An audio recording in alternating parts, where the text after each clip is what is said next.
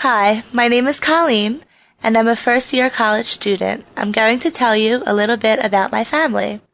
My mom's name is Sharon, and she works at an engineering company. My father's name is Bob, and he works as a manager at a welding company. I also have a brother named Brian.